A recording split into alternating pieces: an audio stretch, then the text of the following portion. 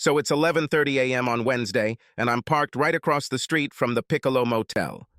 I was waiting for my wife, with whom I lived for 3.5 years, to appear. I've learned she's due to meet Glenn Eversham in room 145 at noon today.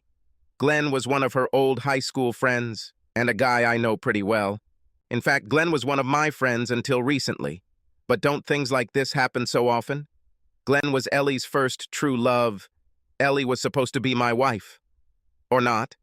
She and Glenn dated all through high school. He was the one who took her cherry after graduation. Yes, I was part of the crowd the night he told the story. I remember him bragging about how he got her. He had a big Chrysler 4x4 truck with a long bed in an extended cab. He kept blankets and other odds and ends either in the back seat or in the bed itself. Old Glenn was always ready. Yeah, that bastard told us all about how he did it. He told us one evening after we had all finished work. It was in the summer, right after finishing school. I hear it like it was yesterday.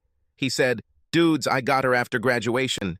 She changed her prom dress at her cousin's house.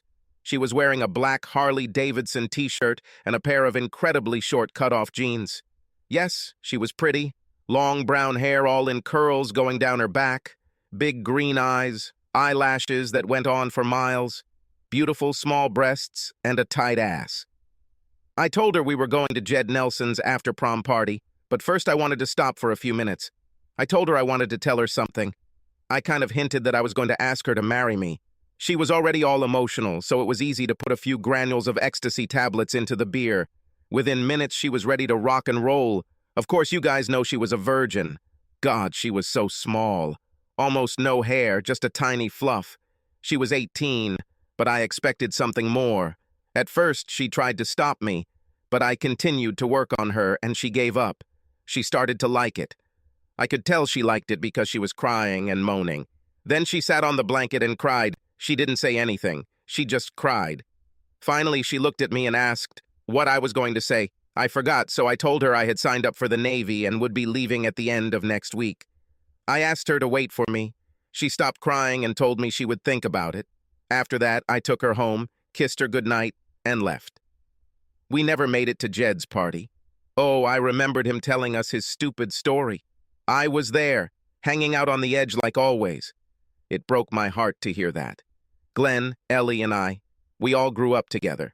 We all went to the same grammar school, primary and secondary schools. Glenn was an American to everyone. He had charm, money, athletic ability, and, of course, the attention of all the girls. It's funny how he never really achieved anything. He played for the football team but was fired. He went to basketball and cut himself there too. He tried baseball but couldn't hit it. He always had a reason. In football, the coach was an idiot. In basketball, the smaller guys kept elbowing him. And in baseball, he said the umpires were always idiots.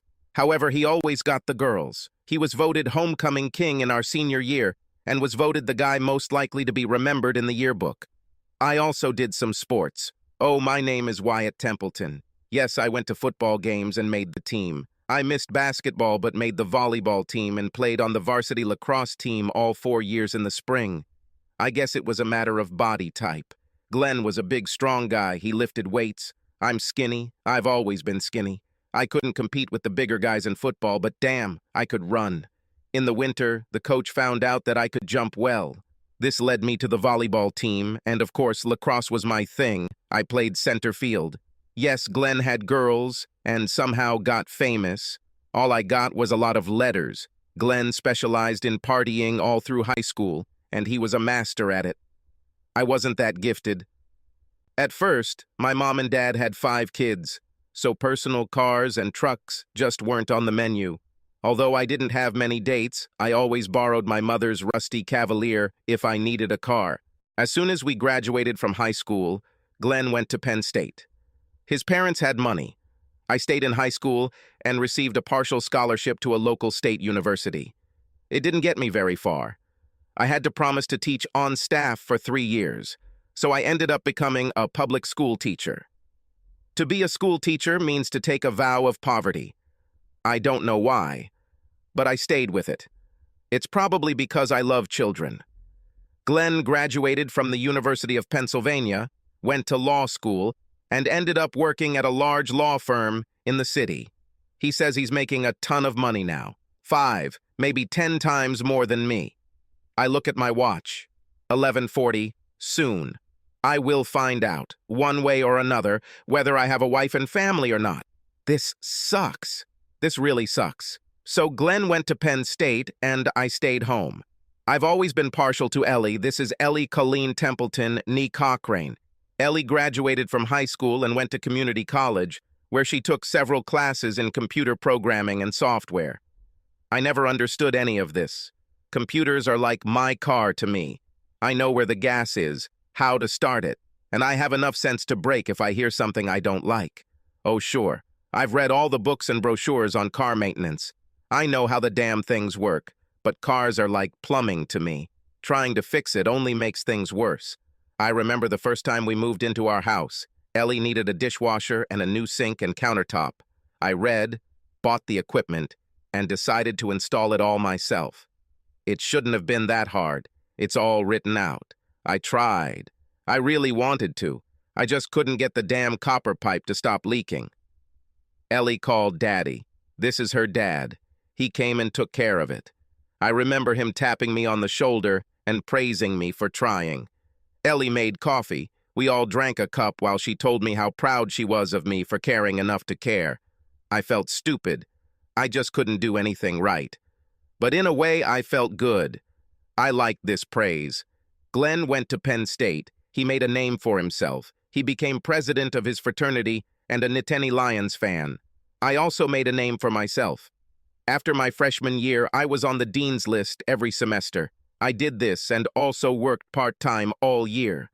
Glenn came home every summer. He took his summer vacation and went to the beach where he surfed and had sex with every chick he saw. I tried to arrange a date with Ellie. It was the summer between our first and second years. She and I have always been friends. It seemed like we were chatting and hanging out as childhood friends. Honestly, I've always loved her. I kissed her once when we were in middle school. I remember how she blushed. I almost shit my pants. Imagine I had the nerve to kiss Ellie Cochrane. It was like climbing Mount Everest. She blushed, then kissed me back. But then she made me promise not to tell Glenn, and I felt sad. I almost went and did something stupid. Just before she made me promise, I almost told her I loved her. What a fool I was. How about my big date with Ellie? She finally agreed to go on a date with me. Okay. I finally got the courage to ask her out. She said yes. There was one really fancy seafood restaurant just outside of town. It was called Sailor's Harvest. I thought I'd take her somewhere special to eat and then we'd go back to town to see the play. I really thought this could be cool. Remember I said I don't know much about cars. I bought a used Hyundai. It was a lot of mileage, but the seller said the engine ran like clockwork. He said she would probably go another 100,000. I bought it and everything was great for 2 weeks. I took Ellie's hand. God, she looked amazing. She was wearing a pale blue mini dress, nude nylon stockings, and high heels. Ellie is 5'6" in. I'm 5 feet 11 inches tall. Glenn is 6 feet 4 inches tall. The heels made her a little taller than me. I felt a little awkward, but then I always felt awkward around Ellie. Look, I could go on and on about a lot of things, but with Ellie around, I could never finish a sentence. Eventually, I looked into those big green eyes and just froze. She smiled at me, and I withered away. I went to her door and talked to her mom and dad while Ellie got ready. I walked her to the car, helped her get in, and we drove off. I think about 2/3 of the way to the restaurant, my new used Hyundai expired. It just stopped. I pulled back the hood, got out, looked under it, and froze there. I had no idea what was going on. Ellie got out and also looked under it. Ellie smiled at me. Broken, hey. I had a reservation at a restaurant. I had 2 $60 tickets to see Cats, and then my car died. I looked back at her. Yes, I think so. She reached into her purse, took out her cell phone, and called Daddy. He got there in about half an hour. He tied an old tire to the front of his car and pushed us back towards their house. I sat in my car all alone and drove while he pushed. Ellie rode in her daddy's car while he pushed. I felt like a piece of crap sandwiched between 2 slices of bread. We went back to Ellie's and had a barbecue with her mom, dad, and little brother. Then we watched an old film on TV. She told me later, as we watched Robert Redford kiss Jane Fonda, that she had already seen a performance of Cats. Glenn took her to New York, where they saw it on Broadway. This was my big date with Ellie. I looked at my watch again, 11:45.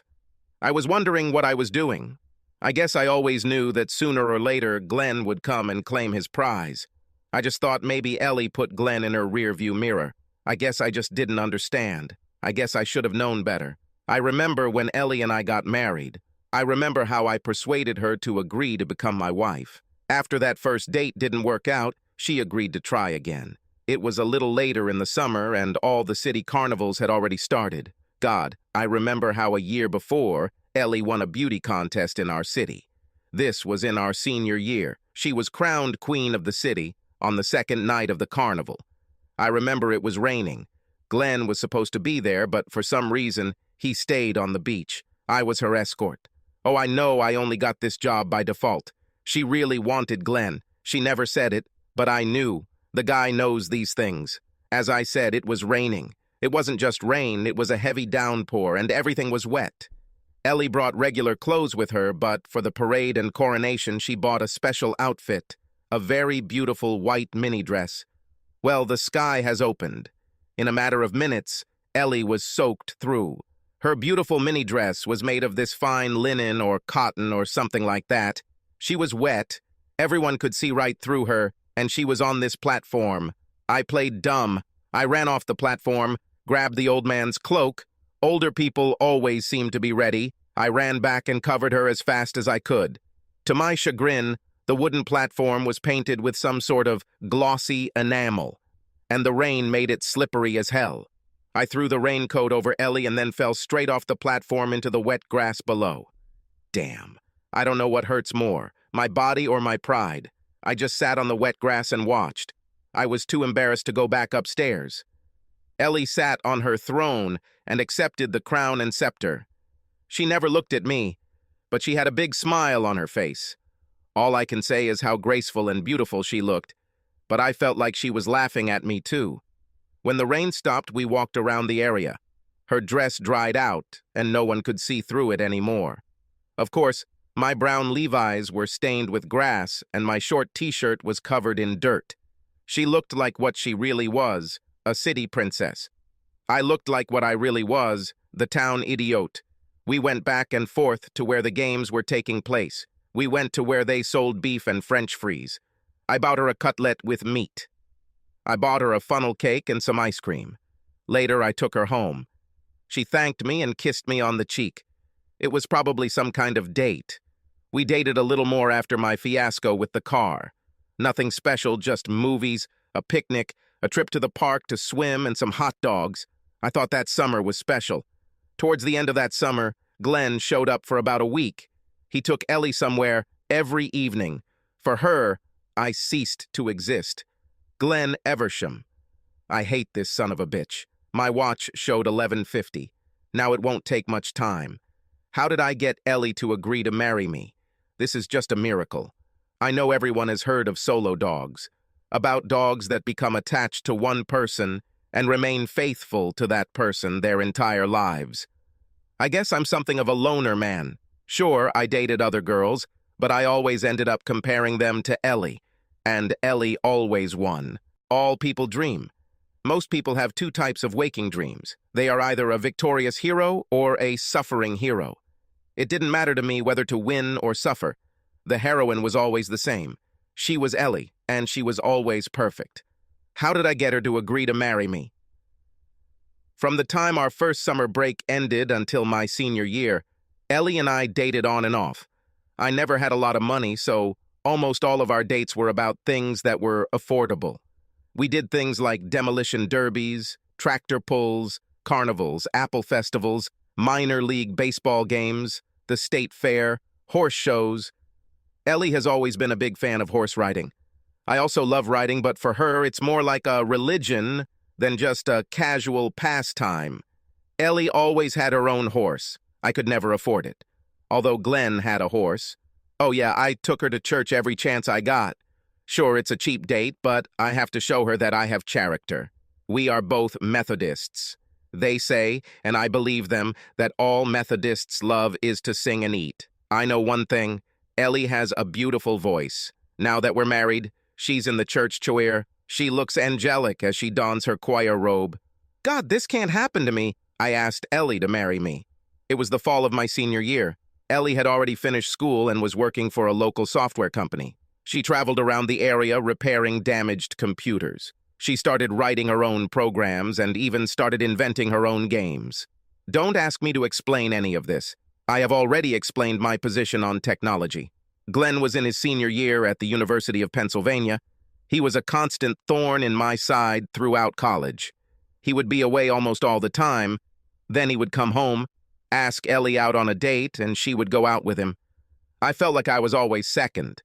Glenn didn't come home alone for Thanksgiving. Her name was Marcia Ashcroft, and she was a rare treat. Long blonde hair, delicious-looking breasts, amazing ass, brown eyes. She was great. Glenn brought Marcia home to meet his parents and all his friends. He told everyone that this was the girl he was going to marry. They've already chosen a date, immediately after its release. That's it. We congratulated the happy couple. Ellie kissed Glenn and Marcia in congratulations, and so did I. Well, I shook Glenn's hand. Once Glenn and Marcia were gone, I got to work. I finally believed that Glenn Eversham was gone. Now it was my time. To be honest, there were other guys, but I was pretty sure that after Glenn, I was Ellie's number one. I went to the mall, bought a ring, and planned my pitch. I thought I'd do it at her house. Her parents had a large modern house with a beautiful club basement. I thought I'd take her downstairs where I'd ask her the question. Her brother was in high school, so I figured he wouldn't be home. It was Friday evening. I called Ellie and convinced her to come downstairs where we could play video games. It was always an easy sell since she usually won. We went downstairs.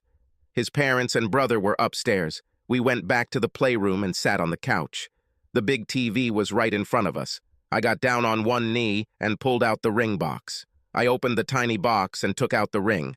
I said, "Ellie." She interrupted me. "Oh, no, you don't." I was a little taken aback. I thought she was going to tell me off. I said, "Well, Ellie pulled me onto the couch and said, "Kiss me, dumbass." So I kissed her. While I was kissing her, she began to unbutton my shirt. By the time we finished our first kiss, she had taken off my regular shirt and t-shirt. I put my hands on her hips. She had all her clothes on, and she started kissing me. She started rubbing my breasts with her hands. I became hard as a rock. After a few more kisses, she leaned back on the couch and looked at me. She looked at me intently and said, "Well." I moved closer and slowly began to unbutton her blouse. It was light green to match the color of her eyes. I pulled my blouse down to my waist and then went back and unclasped my bra. I was pleased that the hooks were in the front. This was the first time I saw a woman's breasts live up close in the flesh. They were the most beautiful breasts. I stroked them with my palms. I was in heaven.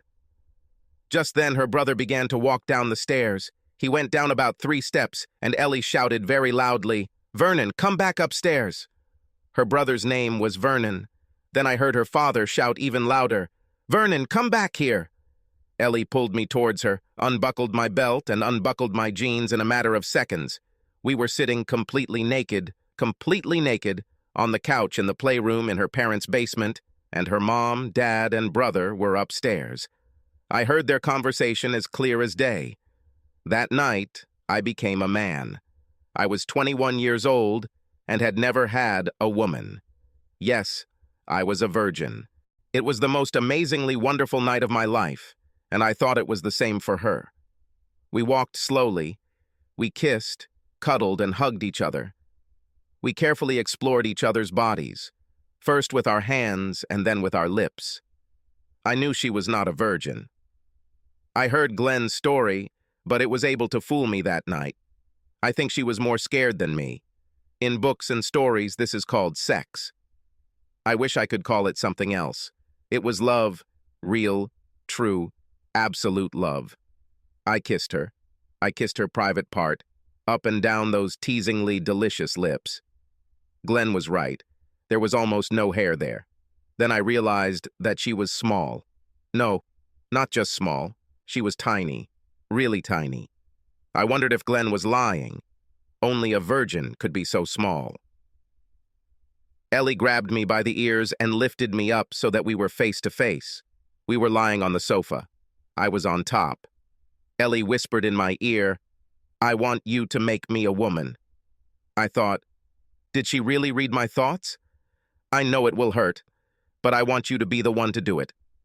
At first, she shuddered and cowered, but pretty soon I felt that she was starting to get used to it. She was crying, or rather, she was sobbing a little. She continued to dig her fingers into my shoulders. I continued to kiss her, but it was difficult as she continued to bite her lips. I knew it had to hurt. I don't know how long it lasted, but in the end, I couldn't stand it. And came to the finish line. I felt her shudder. She began to cry quickly. I admit I cried too. I looked down. There was some blood there. I thought about this. We lay there. By that time, we were already side by side. We just lay there, hugging each other. I continued to kiss her face and head. She continued to run her hands up and down my body. After some time, we sat down. Ellie looked at me with an incredibly serious expression on her face, and then said, "Let me see the ring." I found my pants, took the ring out of the box, and handed it to her. She extended her left hand. I think it was her left hand. She said, "Put this on." I did. The diamond looked small, a little over 1/4 of a carat, but it seemed to me that it seemed to shimmer and glow in the soft light of the table lamp. She turned her hand this way and that. She looked at me. "This means no more. There is no one else, for you and for me." I didn't understand what she meant. "What?" I asked. She threw a serious, expressive look at me. "From now on, you and I, just us, no one else." Damn it, I thought. There has never been anyone else, at least for me. I told her, "God, Ellie, you are everything that ever was." She smiled. "I know, for me too." At the time, I didn't understand what she meant by "for her too." I'm still not sure. A few minutes later, we got dressed and went upstairs to visit her mom and dad. Ellie showed them the ring. They didn't look particularly happy. I'd say they looked more relieved than happy. I once thought I knew why, but now I'm not so sure. That's how it all started. Ellie and I were official. We were a couple. We told all our friends. Everyone admired her ring. Everyone was happy for us, even Glenn. All this happened in November. We were young, in love, and did not pay attention to possible complications. She had a good job. She could even do most of her work from home. I was already on my way. I majored in mathematics and education. The math teachers were great. With my grades and my athletic background, getting a teaching job in the district was an easy decision. We were planning a wedding in June, but we discovered one small complication. If two people who love each other have sex regularly without taking precautions, then what may happen is inevitable. Around mid-January, we realized we had a minor complication that was about 7 months away. We moved the wedding date to March. Our first minor complication occurred in July. We named her Jenny.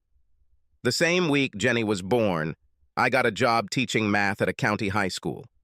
I was also invited to help out at the high school with the girls' soccer team. My watch showed 11:55. Pretty soon, my world, all my dreams, all my fantasies about a happy future could collapse. My Ellie will appear and meet Mr. Big Shot, Glenn Eversham. I read all her emails. I knew what was about to happen. Oh, those emails. Those fucking emails. Why did she leave her mail open? Why didn't she lock it? She had passwords and secret accounts. I know almost nothing about these things. This shouldn't have happened. I mean, I didn't need to know. Had she left them open on purpose? Did she want me to know? Was she really that unhappy with me? Was I such a bad husband? God knows I tried. We had no money, but I tried to make up for lost time. I gave her all my attention. I told her every day how much I loved her. I tried to give her everything that money can't buy. Was it sex? I don't think I'm a bad lover, but I really don't have anything to compare it to. Ellie is the only girl I've ever been with. I'm serious. Ellie is the only girl for me. I never tried to hurt her or do anything that I considered humiliating. I always tried to be gentle, firm, but gentle. I think with Ellie, I know when I've got her fired up. I always tried my best to make sure she got her arousal. There were times when she didn't want sex. When she was busy with Jenny and Craig, her back hurt a lot. I massaged her back. I would massage her all over. I like to touch her. She's everything I ever wanted. Oh God, please don't let this happen. Was I a bad daddy? Jenny is 3 years old, and Craig is very young. Oh yeah, I guess I scream sometimes, but all men scream at least from time to time. I pay attention to my children. I read Jenny fairy tales. I take her horseback riding. I try to do everything that my parents did for me. I try to be a good daddy.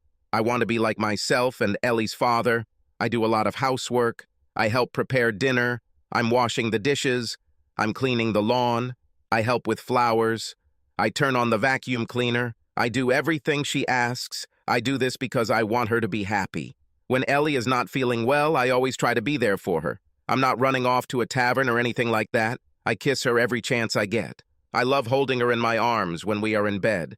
I first noticed her special Glenn account about 2 months ago. I didn't suspect anything, probably just curious. I opened it. Now I regret doing it. Glenn, the bastard, Eversham asked if he could see her. He said he missed her. He was lonely and unhappy in his marriage and needed someone to talk to. Damn. I wondered what kind of snake was in the grass. Then I read Ellie's answer. At first she told him to fuck off. She didn't curse. She just said she was married, busy, and thought that if he wasn't happy, maybe he should talk to Marcia, and if not his wife, then maybe a counselor.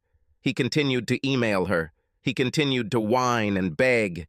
He said he needed someone. He said she was the only one who truly understood him. She resisted. This continued, but then Ellie changed. Ellie started talking about how she remembered when they were in high school and how much fun they had before he got engaged to Marcia. She began to remember what they did without me. Long story short, she started breaking my heart. Oh shit. Glenn is here. He's at the motel room door. I squinted in my car so he couldn't see me. Crap. What am I worried about? I'm across the street in the parking lot. I watched him. He continued to look around. I watched as he entered room 145. He opened the door again. Wait! He took out his cell phone. He dialed the number and started talking to someone. I bet it's Ellie. I bet he tells her he's there. Oh shit. My life is turning to shit right before my eyes. Oh please, Ellie, don't show up. God, why the fuck am I so worried? I read her emails. I know how much she craves this. She has already committed adultery, if not in reality, then at least in her heart. If she doesn't break her vows today, she will do it another time. It's heartbreaking. Reading it on some screen is terrifying, but seeing it live, in the flesh, up close and personal, well, that's a different matter entirely. Damn, it's 12:00 noon, any second. Listen, I have 2 children and a third on the way. Yes, Jenny was born in July 3 years and 2 months ago. Craig arrived last October and Ellie said she's missed 2 periods recently. These are 3 children, 3 kids with a lying, cheating bitch. No, I can't say that. Ellie would never, but here he is. He's over there. It's all because of these letters, these damn letters. I wish I had never read them. I'll give her credit. At first she fought him off, then her voice became interested, and then she started talking about his wife, Marcia. Ellie kept pestering him about his wife. She said neat things like, "What about your wife? Why do you want to do this to her? Wouldn't it be better to talk to your wife? Marcia loves you. I know you should talk to her. Glenn, you need to say something to your wife." He always had an answer. He said that she didn't understand him. He said he never loved her the way he loved Ellie. He said he thought Marcia was cheating on him. I have to give Ellie credit. She fought for Marcia. She couldn't have done it better even if it were Marcia herself. In the end, it didn't matter. Last week, Ellie gave up. She agreed to meet him, and here we are, where we are. My marriage, my life, and very likely Glenn and Marcia's marriage will end soon. Look, I wasn't messing around. I talked about this with my father. He agrees with me. He, like me, believes that when a man and woman agree to get married, they give themselves to each other. My heart, my soul, my life's treasure, and my body are no longer mine. They belong to Ellie. Ellie must understand that I don't want to enslave her, but she has made the same commitment to me. What she said, there is no more, there is no one else. Her heart, soul, and body belong to me just as mine belong to her. She can't do my honey justice. She can't make a fool of me, a cuckold. I won't stand for this. I will pay her alimony and child support for the rest of my life. I will live in poverty, but I will not be betrayed. I look at the clock. It's 12:15 now. Glenn was at the door 3 times. Ellie is late. I'm interested. I think he's interested too. I'm praying maybe she won't show up. If she doesn't show up, I'll deal with her. I'll ask her about the emails.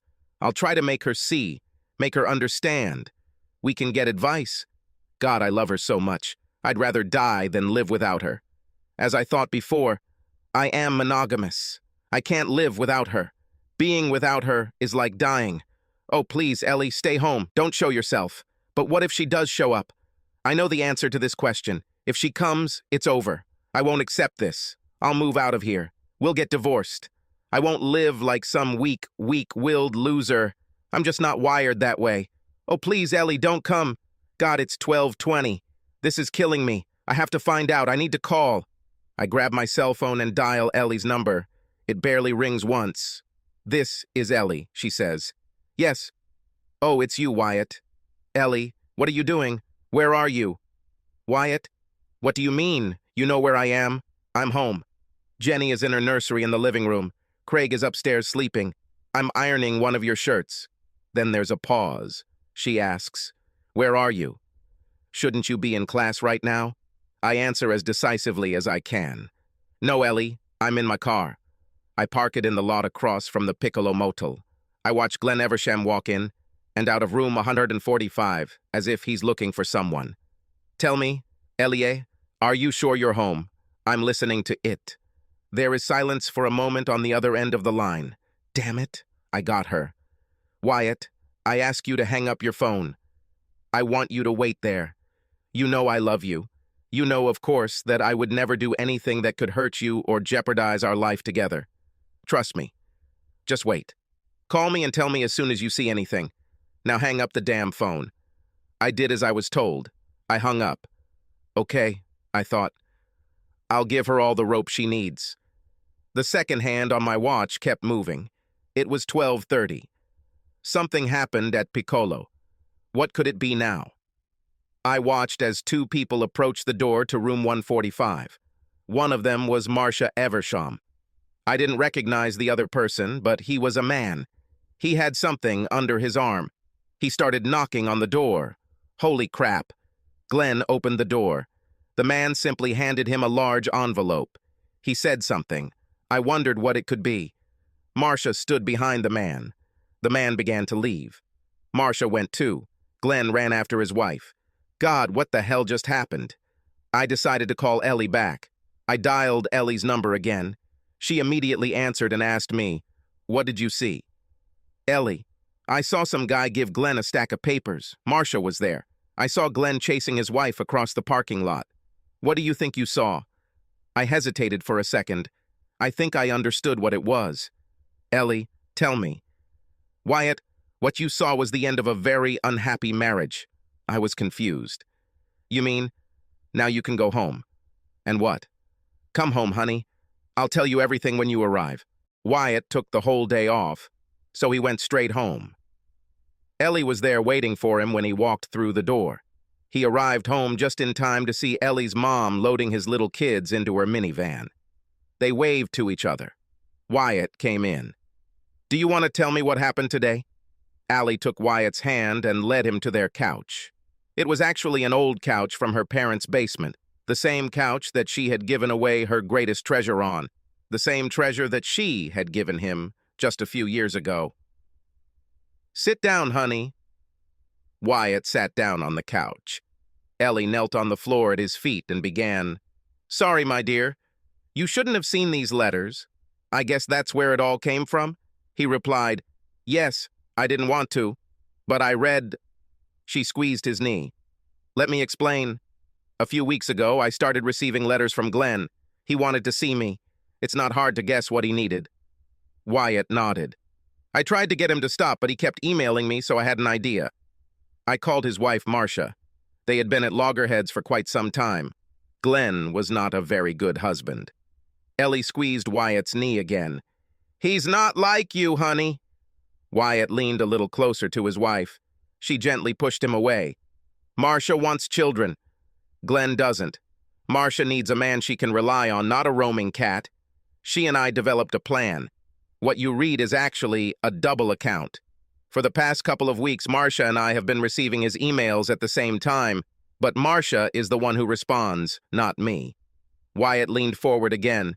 So, let me finish this, honey. Marcia and I arranged everything. Oh, Marcia doesn't want to ruin him.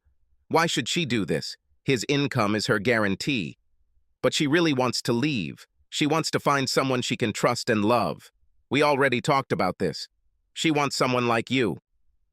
What you saw today was Marcia's exit visa. I'm sorry I never thought to tell you. It just never occurred to me that you would consider it so important. What can you even think? Oh, my dear, you and I, we are a team. God, I'm already diligently making our third child. Wyatt was angry and upset. He was embarrassed and torn inside. Ellie, all my life I've felt like number two when it came to you. All those years in high school and then college, it seemed like Glenn was first in your heart. I've always been second fiddle. I was so scared. I thought I finally lost you to him. Ellie stood up and began to unbutton her husband's shirt. Wyatt, you are a stupid, wonderful man. Remember when we were in high school? Wyatt nodded, brushing away a tear. You remember all those stupid football games, those stupid lacrosse games? Wyatt, I hate football. I hate lacrosse. Lacrosse is boring, but soccer is absolutely boring. Do you really think I was there for every game for 4 years because I loved it? I was there to see you. I remember when you looked up and saw me. Haven't I always looked at you? Wyatt blinked back another tear and nodded. Yes, I think so. Ellie continued. I remember our first real date. You arranged everything so perfectly. A good restaurant, tickets to see cats. Everything seemed right, and then your car died. I felt so sorry for you. I just wanted to squeeze you in my arms. You looked so helpless. My father was proud of you because you allowed him to help you. He knew then what I felt. I thought... Ellie stroked her husband's cheek. You thought wrong, Wyatt. I've always loved you. You have always been first in my heart. Do you remember all the carnivals? Do you remember how I was chosen as the queen of our city? You were so heroic, but so clumsy. You gave me a cloak, but then you fell right off the platform. You were great. Maybe stupid, but wonderful. Every girl in town wanted to be with you, but I had you. They didn't have you. But what about you and Glenn on prom night? Ellie took off both his shirts and unbuttoned his trousers. Did you believe this, braggart? You know very well when I gave up my cherry. You were there the night it happened. Damn, Wyatt. It was on this very couch. Wyatt, it was always you. Only you. No one else. Wyatt moved to make it easier for her to take off his pants. Your parents, that evening, for what reason? She pulled down his pants. Wyatt, do you remember the evening when you gave me this ring? She raised her left hand. He nodded. Do you remember the expressions on my parents' faces? Yes, I remember. Wyatt, they were happy. It was the happiness and relief you saw. We've all been waiting for you for 3 years. Ever since you went to college, Mom, Dad, and I have been talking about this. For a while, it seemed like I would have to ask you myself, but you finally did it yourself. So then, when your brother started coming down, honey, they knew. My brother didn't know, but they quickly stopped him. Wyatt, I love you. I've always loved you. I loved you in elementary school, in middle school, all through high school. Then when you went to college, but damn, Wyatt, you were so slow, he asked. So what will happen now? She smiled and said, we'll go upstairs and make love. Then we get up, get dressed, and go to my mom and dad. We ate some chili. Why then, after that, then we live happily ever after. And so it was. Subscribe to our channel so that your second chaff doesn't cheat on you, and go ahead and listen to the next story, because this story is nothing compared to the next one. If you're under 18, don't even think about listening to the next one.